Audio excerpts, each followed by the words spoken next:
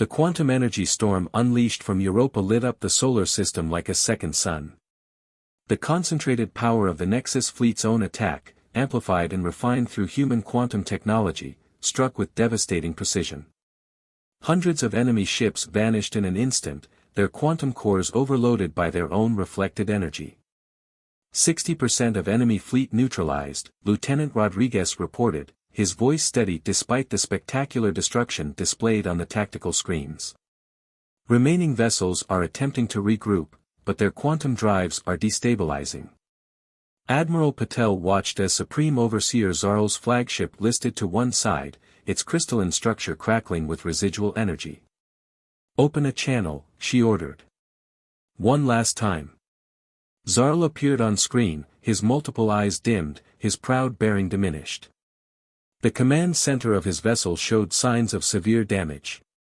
"How?" he demanded. "How did a single species confined to one solar system develop such capabilities?" "Because we had to," Patel replied simply. "Earth's history is filled with civilizations that grew too fast, that reached too far, and ultimately fell. We learned from those mistakes. When we detected the first signs of alien civilizations a century ago, we made a choice, to focus inward, to perfect our defenses, to turn our entire solar system into an impregnable fortress. The remaining Nexus ships launched a final, desperate attack. But humanity's defensive grid had evolved yet again, anticipating and countering their every move. The Prometheus drones swarmed through their formation, their quantum-linked AI predicting and exploiting weaknesses faster than organic minds could react. Your empire's fundamental error, Patel continued, was assuming that technological advancement must follow a predictable path. That any species capable of building quantum drives would immediately use them to expand across the galaxy. We chose a different path. We chose to perfect our understanding of a smaller space rather than spreading ourselves thin across a larger one. Commander Hassan's voice came through the calm. "Admiral, we're detecting quantum core instabilities in multiple enemy vessels. If they go critical." "Overseer," Patel transmitted urgently, "your ship's quantum cores are destabilizing. If you don't shut them down immediately, the chain reaction will destroy your entire remaining fleet. Surrender now, and we can help prevent that catastrophe." For a long moment, Zarl was silent, his multiple eyes shifting through patterns of thought. Finally, he spoke. "The Nexus Empire has existed for 10,000 years. We have never encountered anything like this." "Then let this be a lesson," Patel responded. "The galaxy is vast, but underestimating a species because they chose to defend rather than expand was your critical mistake. Now, your choice is simple, surrender and live, or continue this fight and watch your fleet destroy itself." The order, when it came, was brief: all Nexus vessels, power down quantum cores. Submit to human authority. As the remaining enemy ships shut down their systems, Patel turned to Dr. Tanaka. "Begin emergency quantum core stabilization. Let's prevent any accidents that might trigger an unnecessary catastrophe." Hours later, as human ships secured the surrendered Nexus fleet, Patel stood in her private quarters, looking out at Earth shining in the distance. The victory had been complete, but it had also revealed humanity's hand to the galaxy at large. Their carefully maintained facade of technological inferiority was now shattered. "Admiral," Lieutenant Rodriguez called from the command center. "We're detecting quantum communications from multiple sectors of the galaxy. It seems other civilizations noticed our little display." Patel nodded, unsurprised. "And now they all know that humanity is not the primitive, emerging civilization they thought we were. That changes the galaxy's political landscape significantly. Should we be concerned?" Rodriguez asked. "No," Patel replied, a slight smile crossing her face. "Because they also know what happened to the last empire that tried to conquer us. Sometimes the best way to prevent a war is to demonstrate exactly why starting one would be a mistake." As she watched human ships guiding the captured Nexus vessels to secure holding positions, Patel reflected on the price of victory. The solar system's defenses had been revealed, centuries of secrecy exposed in a single day.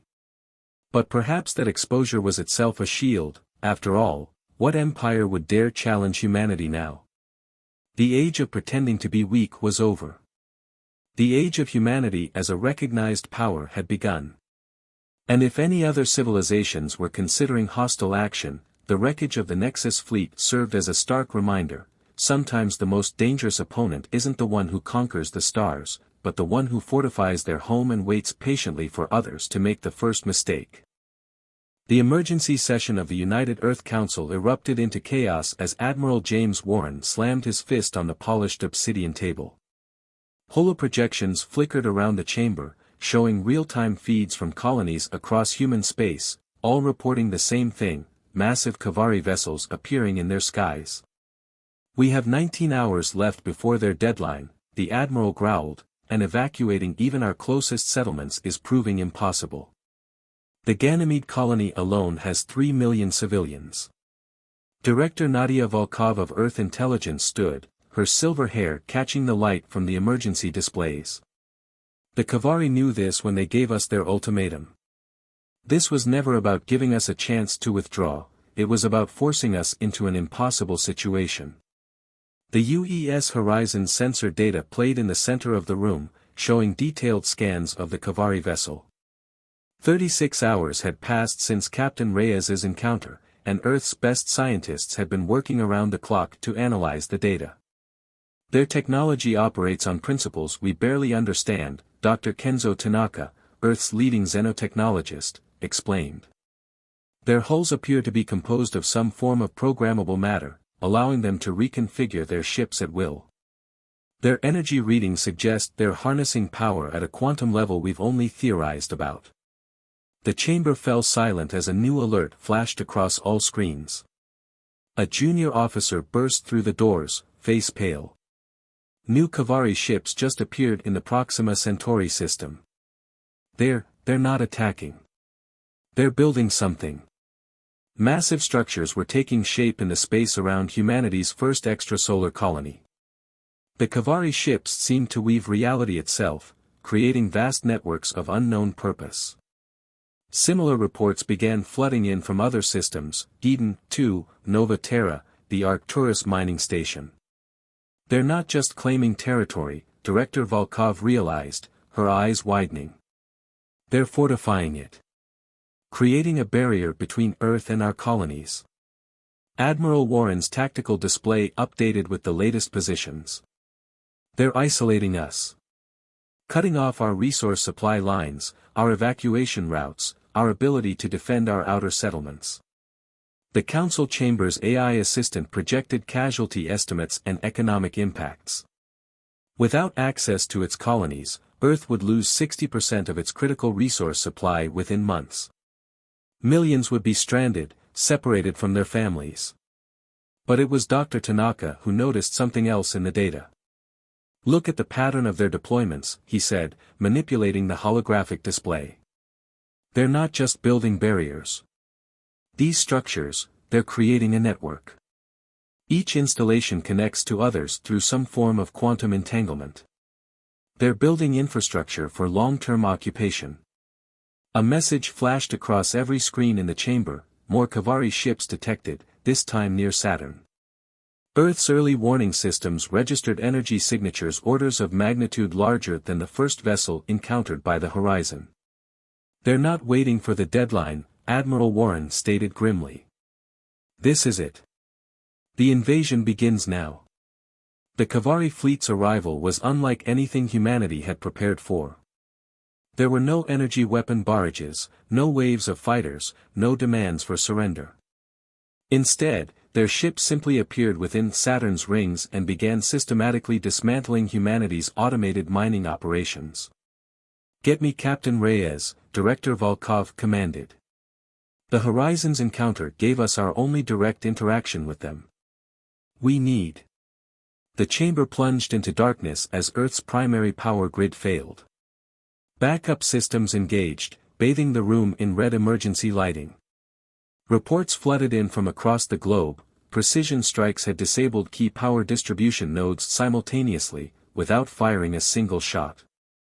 Kavari technology simply interfaced with Earth's infrastructure and shut it down. They're showing us how easily they could cripple us, Dr. Tanaka whispered. This is a demonstration. As if in response to his words, power restored itself globally. A new message appeared on all screens, in all languages. Your time expires in 18 hours.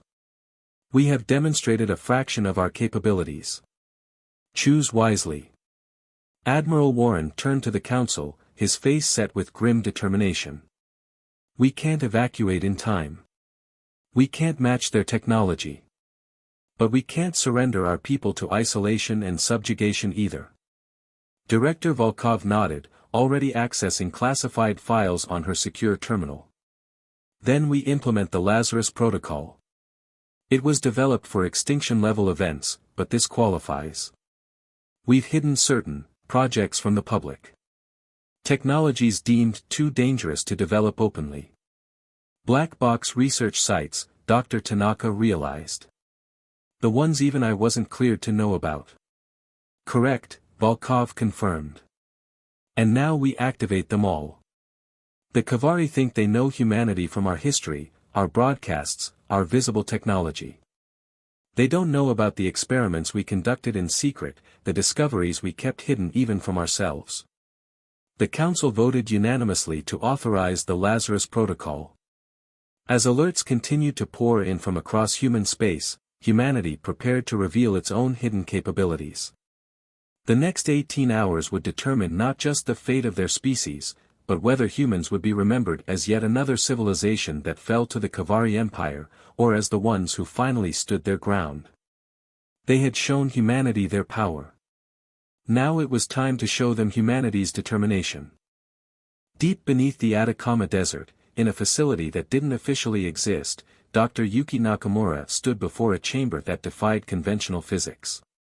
The Lazarus Protocol had unlocked every restricted research site on Earth, revealing projects that even most world leaders didn't know existed.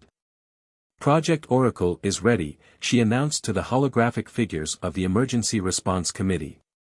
The chamber behind her hummed with dark energy, its quantum processors processing more data per second than all of Earth's standard computers combined.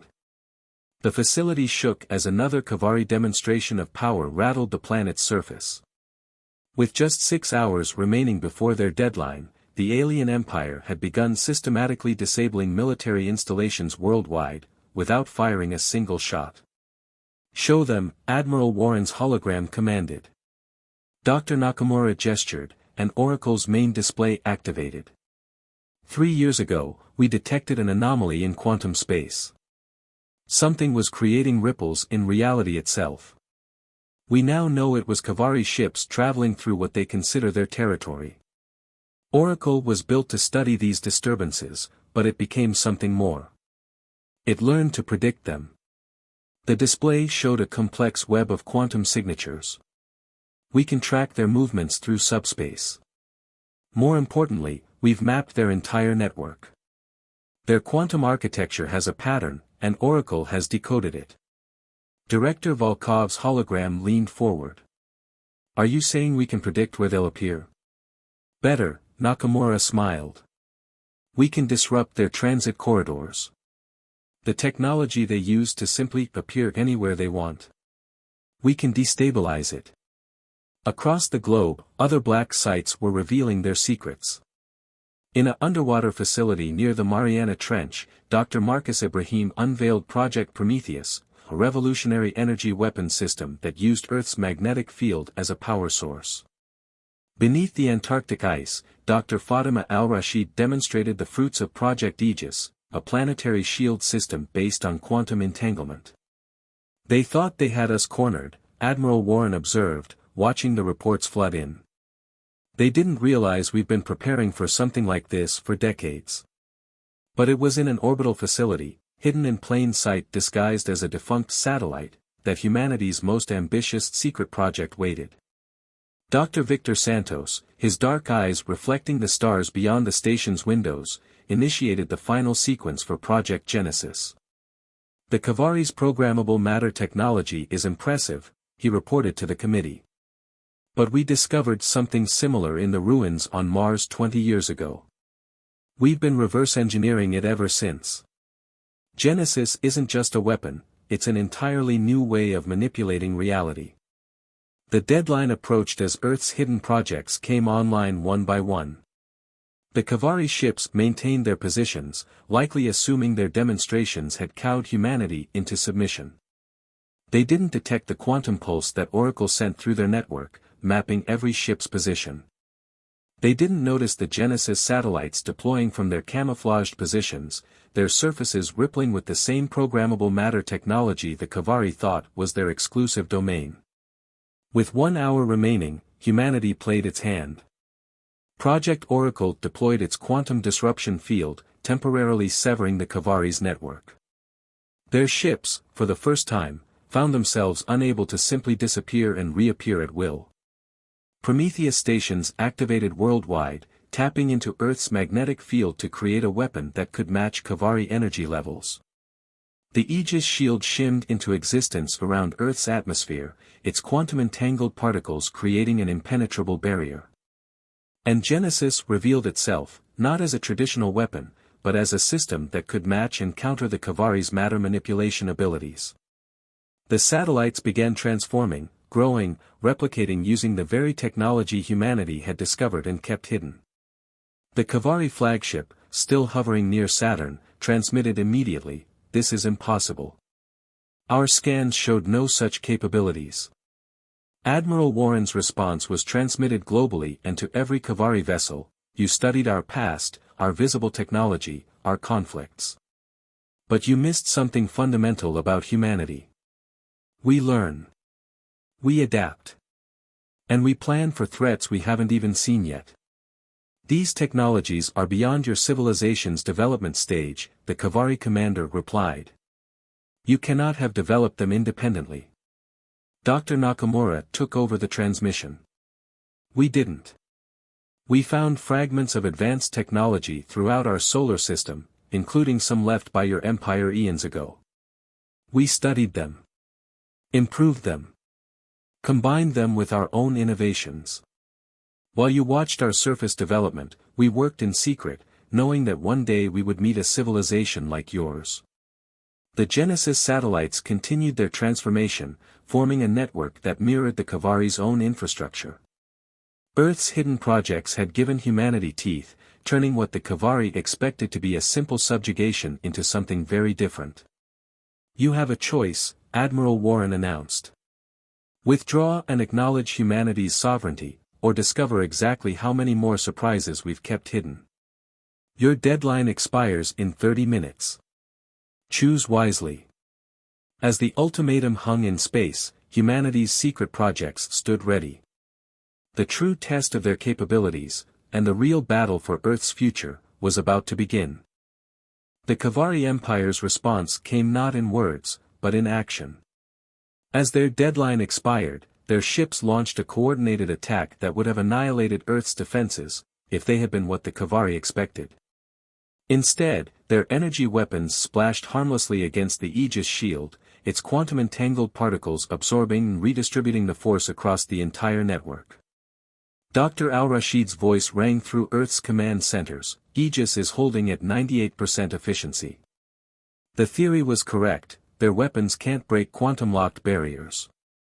Admiral Warren watched from the underground strategic command center as the battle unfolded. The Kavari's initial strike had revealed their tactical doctrine, overwhelming force applied with surgical precision. But humanity's hidden projects had changed the equation.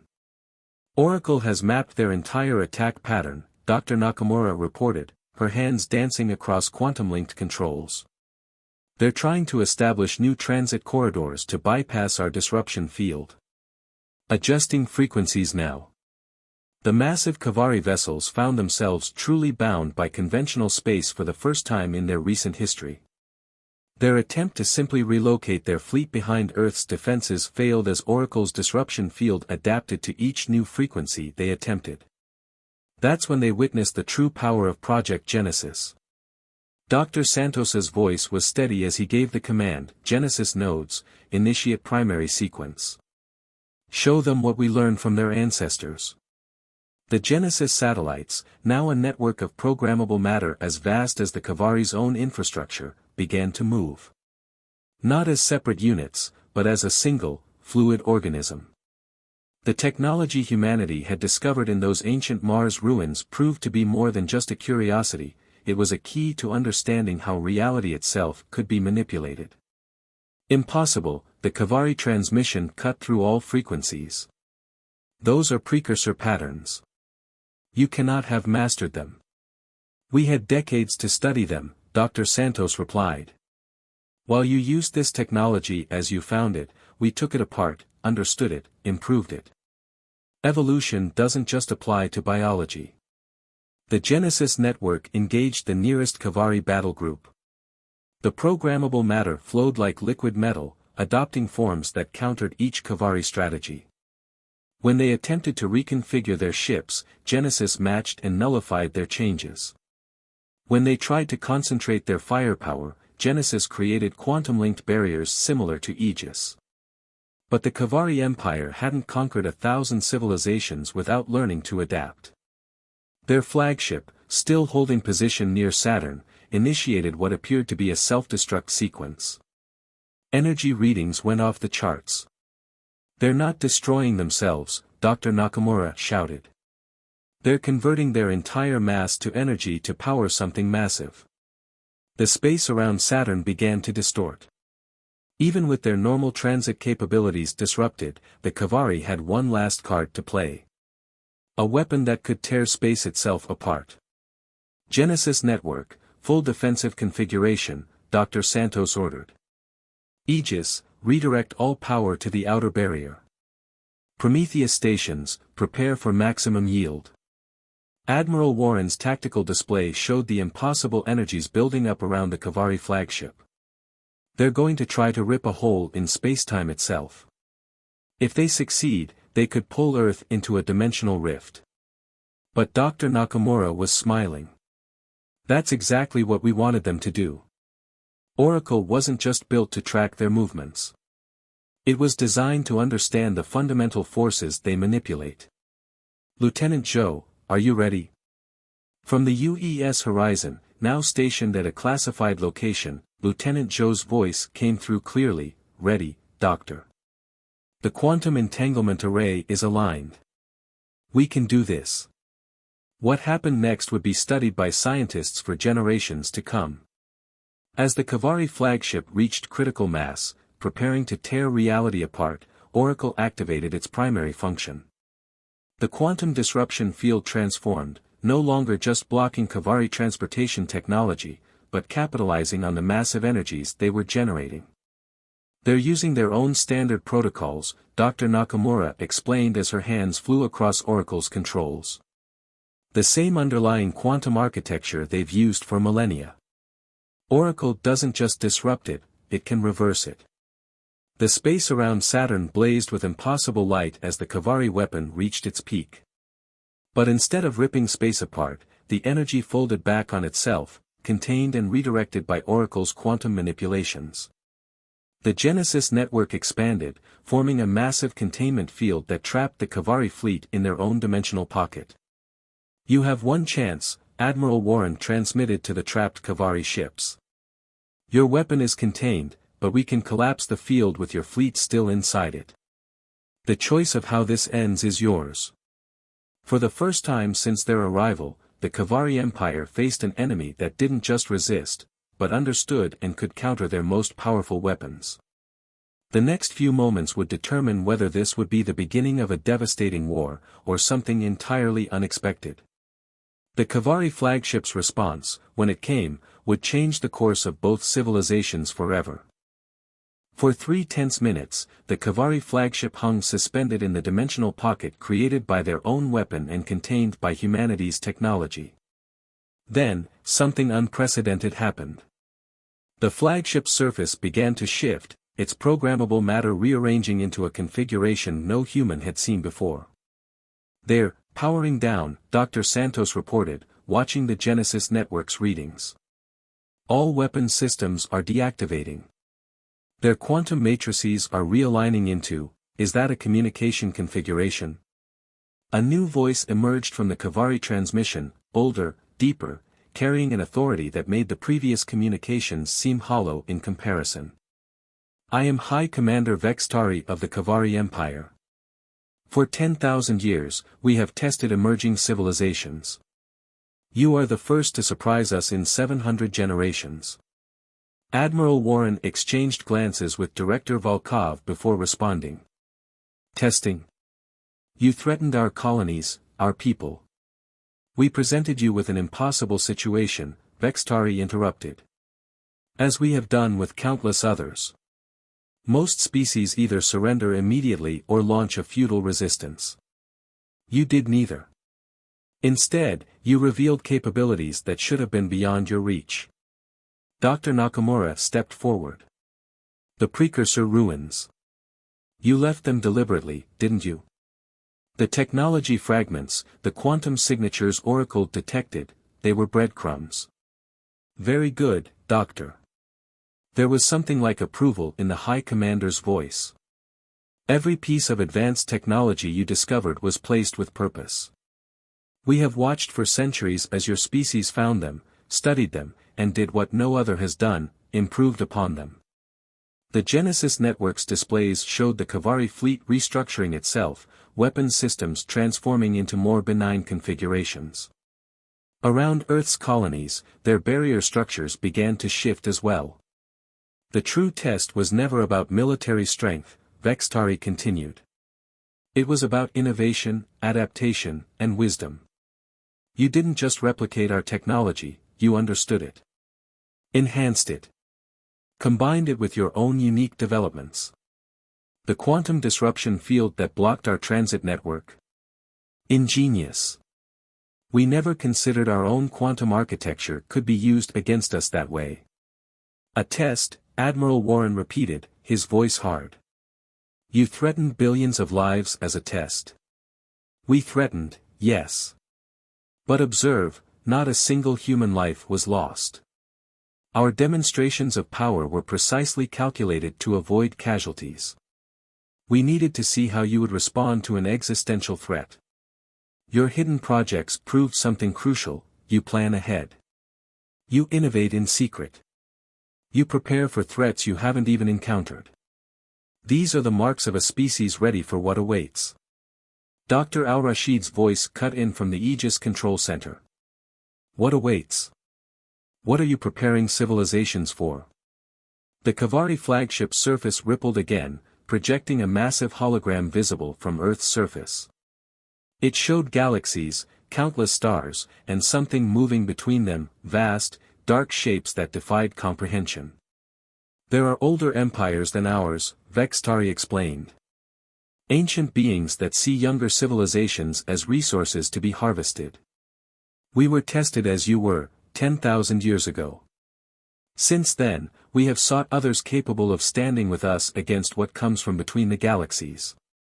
We are not conquerors, we are guardians, searching for allies. The implications stunned the human leadership into silence. Everything, the warning, the threats, the demonstrations of power, had been an elaborate evaluation. You have proven yourselves worthy, Vextari continued. Your hidden projects show not just technological advancement, but strategic thinking. Your response to our threat demonstrated both power and restraint. We offer you not subjugation, but partnership. The Genesis network detected massive energy signatures as new Kavari ships began arriving, but these were different. They carried markings of other species, civilizations that had passed the test before.